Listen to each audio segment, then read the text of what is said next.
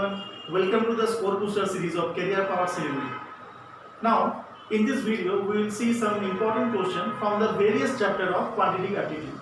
और यहाँ पे आज हम लोग कुछ नया पैटर्न्स के क्वेश्चन भी देखेंगे जो हाल फिलहाल में जितने भी बैंकिंग के एग्जाम हो रहा है मेनली उसमें देखने को मिल रहा है.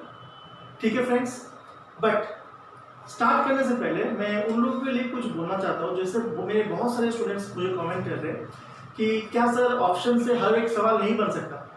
अब उन लोगों के लिए मेरा यही आंसर रहेगा कि आप सोचिए आपके वर्ड डॉग में बहुत सारे तरीके का जो ड्रेसेस है वो रहते हैं. आप पर्पस देखते हो, उस पर्पस के हिसाब से आप अपना ड्रेस चूज करते हो, है कि नहीं. B it girls be it boys, सब लोग ऐसे ही करते हैं कि जहाँ पे जो पहन के जाने से ठीक लगता है हम वहाँ पे वो पहन के जाते हैं. तो वैसे ही ये ऑप्शन से क्वेश्चन करना ये एक तरीका है, ये वन ऑफ द तरीका है. अब कोई ऐसे नहीं मुझसे बहस नहीं कर सकता या किसी से भी बहस नहीं कर सकता. क्या 100 का 100 क्वेश्चन ऑप्शन से नहीं बनता है? नहीं बनेगा. 100 से 100 क्वेश्चन ऑप्शन से अगर बनाना चाहोगे तो वो आपके लिए ही खराब होगा, क्योंकि जो ट्रेडिशनल अप्रोच से जो शॉर्टकट अप्रोच मैं दिखा रहा हूँ दूसरा वीडियोज में वो अगर आप दूसरे वीडियो पे लगा लेंगे, उस क्वेश्चन में लगा लेंगे तो उसके लिए वो अच्छा है. जहाँ पे ऑप्शन से करना अच्छा होगा वहाँ पे हम बोल दे रहे कि यहाँ से ऑप्शन से करना अच्छा होगा. आप कभी भी किसी भी चीज़ में रिजिड नहीं हो सकते, आपको फ्लेक्सिबल होना पड़ेगा. रिजिड हो गए तो आपका जो क्या बोलते हैं प्रोग्रेस है वो रुक जाएगा. तो वो प्रोग्रेस उसको ही मिलता है जो सिचुएशन के हिसाब से अपने आप को ढाल सके. तो आपको ये प्रैक्टिस करके समझना पड़ेगा कि कहाँ से कौन से क्वेश्चन पे हम ऑप्शन से चलने से मेरे लिए अच्छा है, कहाँ पे मुझे ऑप्शन से चलने वाला जो ट्रिक है वो अप्लाई नहीं कर सकते, वहाँ पे हम डायरेक्टली जो नॉर्मल अप्रोच है वैसे ही जाएंगे. तो वो हम मेरा जितना भी वीडियोस आ रहे हैं हम उसमें बोलते जा रहे हैं कि यहाँ पे ऑप्शन से करना ठीक है, यहाँ पे ऑप्शन से करना ठीक नहीं है.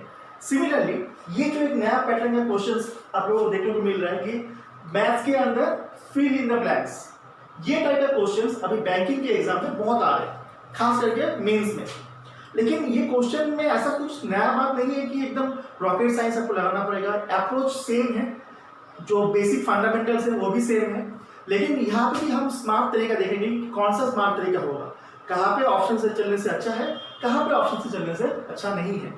तो आपको इस तरह के क्वेश्चन में क्या बोल दिया जाएगा, ऐसा एक जो लेंथ है क्वेश्चन का जो डिस्क्रिप्शन है वो दिया रहेगा, बीच में कुछ ऑमिट कर देगा डेटास, उस डेटा को आपको ऑप्शन के फॉर्म में दे देगा. पूछेगा कि इनमें से ये जो फिल इन द ब्लैंक्स है इसमें इन चारों में से कौन कौन सा ऑप्शन आ सकता है. मतलब ए आ सकता है, ए के साथ दो भी आ सकता है, 3 भी आ सकता है, कौन कौन सा आ सकता है या कोई भी नहीं आ सकता, फिट नहीं हो सकता है इस ब्लैंक में. आपको ये देखना है. तो ये जो क्वेश्चन है, the present age of Ram and Shyam are in the ratio 7:4. Ram and Shyam का रेशियो, एज का रेशियो है 7:4. After 4 years from now, if the difference between the age of Ram and Shyam will be, मान लीजिए आपको एक क्वेश्चन में दे दिया है 5, ठीक.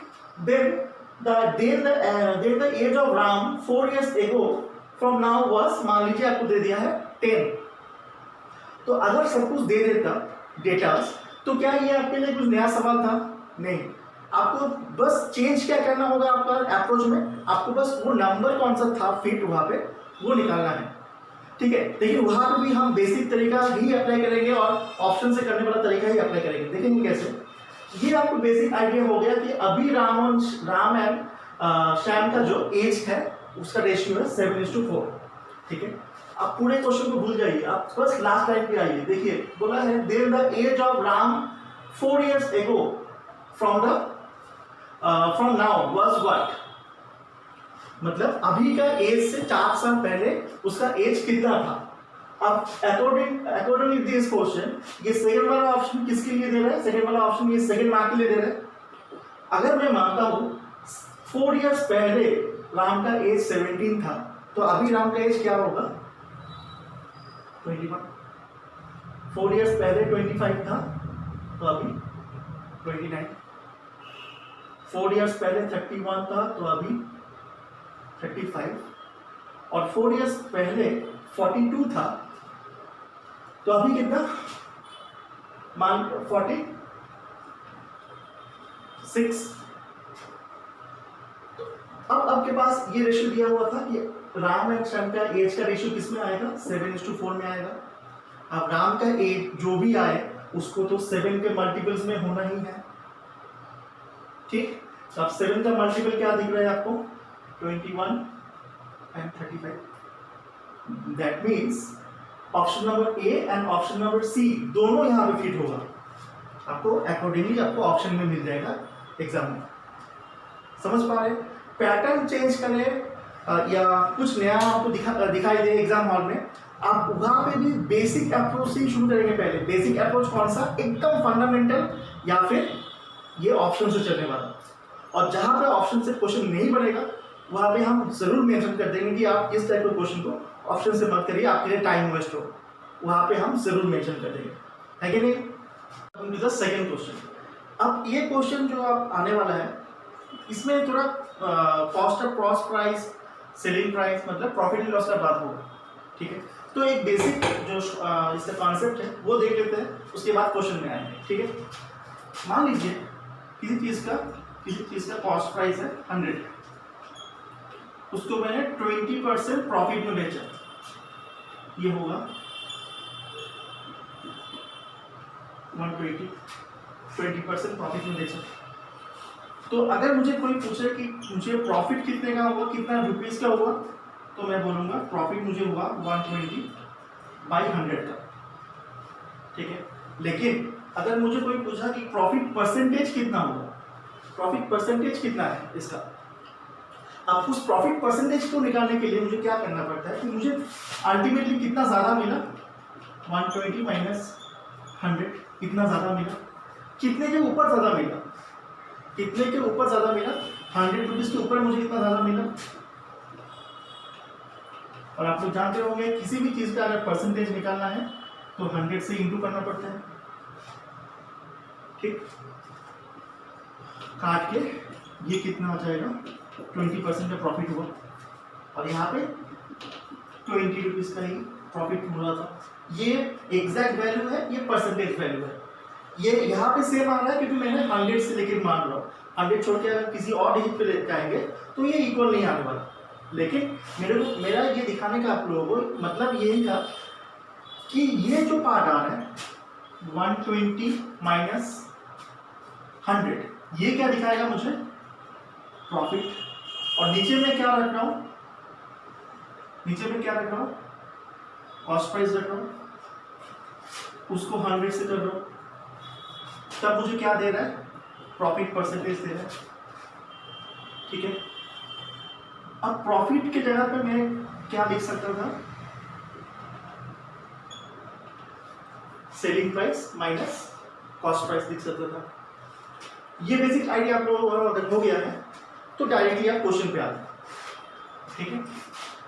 आपको ये इक्वेशन कैसे बनना है इसका आइडिया होना चाहिए, ठीक।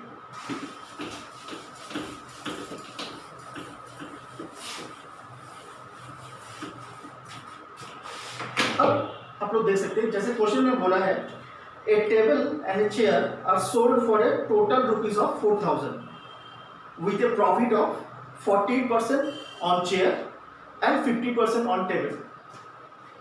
दो क्वांटिटी के बारे में बात होगा मेरा, चेयर के बारे में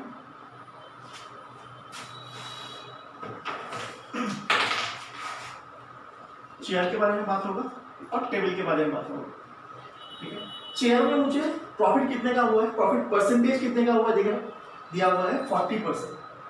40% मुझे फर्स्टली प्रॉफिट हो रहा है चेयर के ऊपर, दैट मीन्स व्हाट, 40/100, फिर ये अल्टीमेटली क्या होगा 4/10। मैं इसको अभी के लिए यहाँ तक ही छोड़ रहा हूँ। और टेबल में मुझे क्या हो रहा है, टेबल में मुझे 50% का प्रॉफिट हो रहा है, सिमिलर वे में 50/100, तो ये क्या निकल के आएगा 5/10। अब थोड़ा 1 मिनट पहले का अपना मेमोरी रिमाइंड करो, ये जो प्रॉफिट परसेंटेज क्या दिखाता था, नीचे वाला पार्ट क्या दिखाता था, कॉस्ट प्राइस, और ऊपर वाला पार्ट क्या दिखाता था, बोलो, selling price minus cost price, that is profit percentage. तो मुझे एक चीज बताओ कि किसी चीज का कॉस्ट प्राइस अगर 10 है और मुझे प्रॉफिट दे रहा है 4 का, तो उसका सेलिंग प्राइस कितना आ जाएगा? 40। कोई डाउट इसमें नहीं होना चाहिए। तो मैं इसमें कहा किसका बात बोल रहा हूँ? इसमें मैं चेयर का बात बोल रहा हूँ। सिमिलर वे में अगर मैं टेबल के बारे में बात करूंगा तो टेबल के लिए कॉस्ट प्राइस कितना हो जाएगा? 10 एंड सेलिंग प्राइस फिर प्रॉफिट के साथ जोड़ देंगे तो कितना आ जाएगा? 15। ठीक है, ये यहाँ तक। तो मुझे हिसाब किसका रखना है? सेलिंग प्राइस कितना था, यहाँ पे सेलिंग प्राइस कितना था। क्यों? क्योंकि मुझे पूरे क्वेश्चन में या तो प्रॉफिट के बारे में बात कर रहा है या आपका सेलिंग प्राइस के बारे में बात कर रहा है। कॉस्ट प्राइस का जिक्र नहीं है। कॉस्ट प्राइस मुझे निकालना है, वो भी किसका? चेयर का। तो मुझे बस ये याद रखो 14 एंड 15।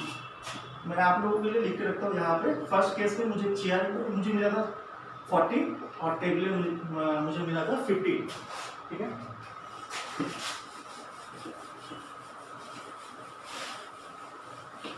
अब यहाँ तक मैं एग्जैक्ट वैल्यू में गया ही नहीं हूँ। एग्जैक्ट वैल्यू तो दिया हुआ है कि 4000, दोनों का सेलिंग प्राइस मिला कितना आ रहा है? 4000। ये बस मैं रेशियो में बात कर रहा हूँ अभी तक। ठीक है, नेक्स्ट क्या आ जा रहा है? नेक्स्ट केस में क्या हो रहा है? नेक्स्ट केस में चेयर के ऊपर मुझे मिल रहा है 30% का profit. That means 30/100, that means 3/10। और टेबल में मुझे क्या मिल रहा है? 80% का profit, that is 80/100, that is 8/10। ठीक है, तो अब अगर मैं सेकेंड केस को पिक्चर में लाऊंगा तो यहाँ पे कॉस्ट प्राइस कितना? 10, लेकिन मुझे मतलब नहीं है कॉस्ट प्राइस से, मुझे मतलब सिर्फ सेलिंग प्राइस से है। तो इसके साथ 3 ऐड कर दो, मेरा सेलिंग प्राइस कितना आ जाएगा? 13।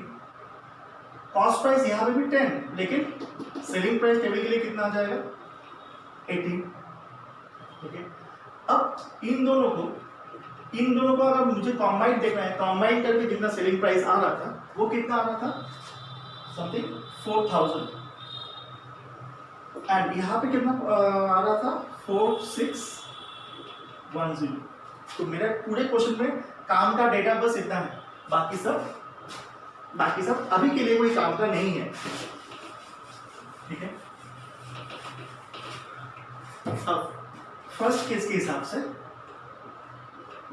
14% मुझे कॉस्ट चेयर में मिल रहा था और 15 मुझे टेबल के ऊपर मिल रहा था। दोनों मिला के सेलिंग प्राइस कितने का था? 4000 का। सेकेंड केस में 13 चेयर के ऊपर मिल रहा था, 18 मिल रहा था मुझे टेबल के ऊपर, और फिर दोनों मिला के कितना आ रहा था? Selling price 4610। ठीक, अब मुझे निकालने क्या बोल रहा है? मुझे निकालने बोल रहा है कॉस्ट प्राइस ऑफ चेयर। अगर मुझे चेयर का निकालना है तो ये जो बेसिक तरीका हो गया ना, बेसिक जो इक्वेशन होता है x + y का, 2 वेरिएबल इक्वेशन, आपको बस एक निकालना है। 2 वेरिएबल है, 2 इक्वेशन है, इक्वेशन सॉल्व तो हो जाएगा, कोई दिक्कत नहीं है। अब उसमें कैसे हमको करना है? मुझे चेयर का चाहिए तो मुझे इक्वेशन से टेबल हटा दूंगा। टेबल अब हटाऊंगा तो इसको अगर मैं 15 और 18 का जो क्या कॉमन कितना जाएगा? मैक्सिमम हाईएस्ट कॉमन फैक्टर कितना जाएगा इसका?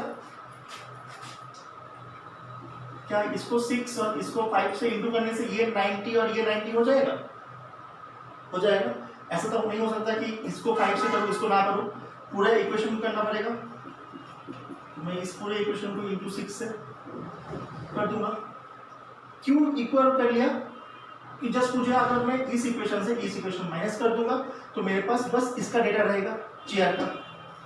ठीक है, समझ गए यहाँ तक? अगर यहाँ तक समझ गए हो तो आप अगर ये इक्वेशन को आप लोग सॉल्व करेंगे, देखेंगे यहाँ से c का वैल्यू आ रहा है 500। तो एक बार करके देखो इक्वेशन सॉल्व। अगर इक्वेशन ऐसे सिर्फ 500 ही आ रहा है, प्लीज कमेंट करो कि concept is clear sir, crystal clear. अगर ये वीडियोस आप लोगों को समझ में आ रहा है और अच्छा लग रहा है, आप अपने फ्रेंड के साथ भी शेयर करो उसको, जिससे ये चीज़ ज़्यादा से ज़्यादा लोगों तक शेयर हो पाए। ठीक है, थैंक यू फॉर वॉचिंग।